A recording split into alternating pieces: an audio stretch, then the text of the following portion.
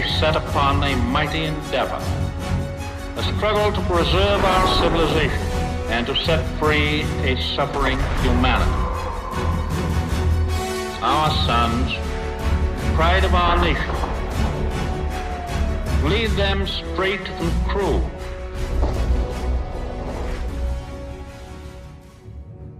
Call of Duty's long-awaited return to its World War II roots is not only a homecoming, but also a commemoration of the powerful bonds that form between brothers in arms. Yes, connecting with strangers through online matches and the Zombies mode isn't unusual, but Call of Duty World War II's moving campaign also salutes the brotherhood that grows and strengthens on the battlefield. The end result is a game that delivers practically everything that one looks for in a pick-up-and-play shooter set in the Western Front of World War II, while also breaking free of Call of Duty's formulaic trappings.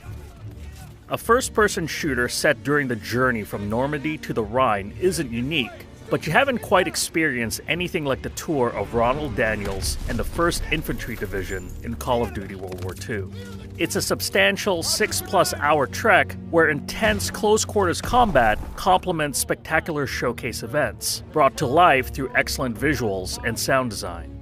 We are all that separates the world from darkness. This, so much more than a chance to be heroes in our own lifetimes. If we prevail, our triumph will be etched into the hearts and minds of a grateful world for untold generations. I'm talking about glory, gentlemen. True glory. A supporting cast of well-crafted personalities greatly enhances the narrative. They directly assist you during combat based on your needs and performance. Their contributions, which include replenishing health packs and grenades, are tied to a cooldown that decreases as you kill enemies. This kill-driven method of supply replenishment is undeniably gamified, but it's nonetheless a crafty way to serve the narrative's focus on bonding with your squad. Combat is about hunkering down at nearly every fallen table, picking off just enough Nazis to give you an opening for the next cover point. And as you count on your squad for supplies and recon support, you feel empowered as a valuable team member in a company that has your back. Remember, no digging in at the shore. You've gotta advance. You need to stay low and do not bunch up.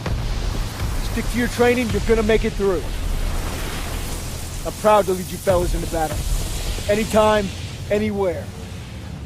Naturally forgoing the future tech and superhuman mobility of the last few CODs, the return to mid-20th century combat is especially welcome in World War II's adversarial multiplayer. The prevalence of tight and enclosed areas make shotguns and submachine guns the popular weapons of choice in Team Deathmatch and other classic modes like the territorially driven Domination or Hardpoint. If you're a sniper fan, your talents shine the brightest in War, Call of Duty World War II's version of Battlefield's Rush. As a mode where one side of attackers attempt to conquer multiple segments of a map one section at a time, its multi-phase, linear format makes it a prime battleground for long-range weapons. The asymmetrical format of assaulting and defending fits the D-Day invasion perfectly as one of the 3 available operations. All sorties proved involving and satisfying no matter the side, which makes the limited selection of 3 maps the one drawback of this otherwise stellar mode.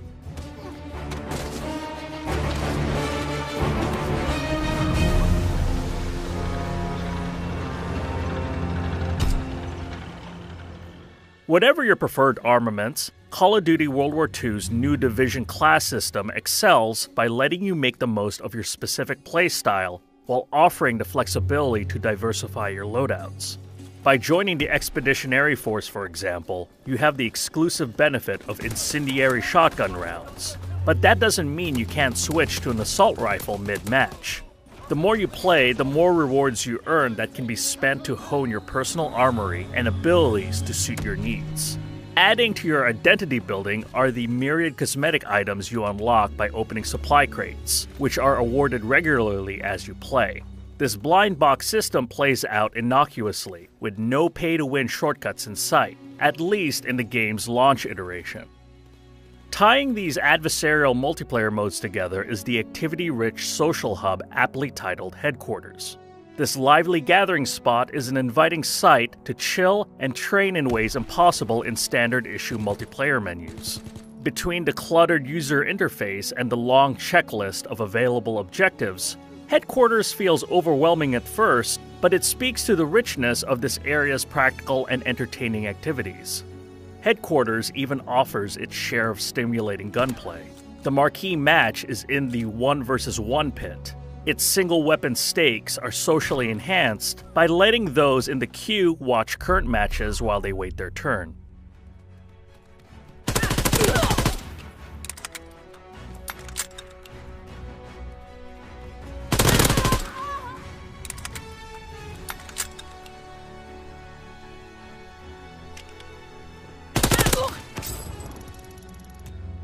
Pairing cooperative play with the appeal of a goal-driven narrative, Zombies once again proves its worth as an essential Call of Duty mode.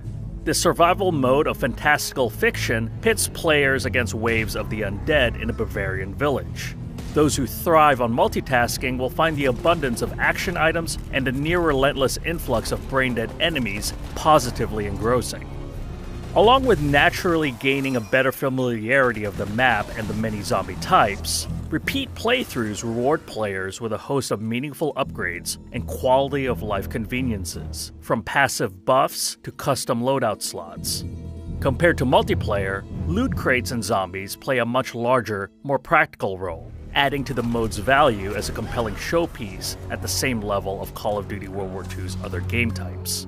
Any given pack can contain a game-changing consumable, whether that's a few free revives or a couple zombie-obliterating Panzerschreiks.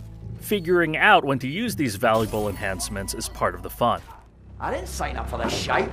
None of us did. But here we are, and you have your mission just as I have mine. To find and rescue the scientist who risked his life to get us this intelligence. Klaus Fischer, my brother. I'm in antiquities, darling. Not search and rescue. Best of luck. What the hell was that?